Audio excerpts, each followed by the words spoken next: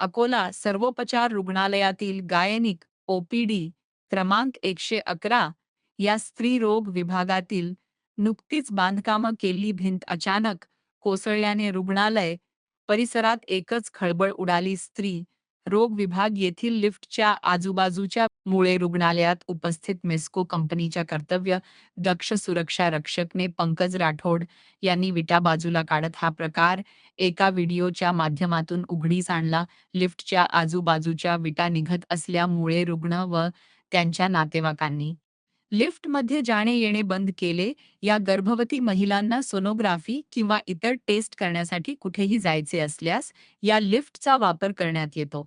नवीन बांधकाम केलेली भिंतची विटा अचानक निघाल्यामुळे प्रशासनाने निकृष्ट दर्जाचे बांधकाम केलेले आहे, असा आरोप रुग्ण व त्याच्या नातेवाईकांनी केला आहे.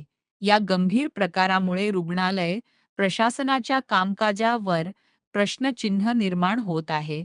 तरी सदर ठिकाणी जास्त सिमेंट वापरून पक्के बांधकाम करण्याची मागणी रुग्ण व त्याच्या नातेवाईकांनी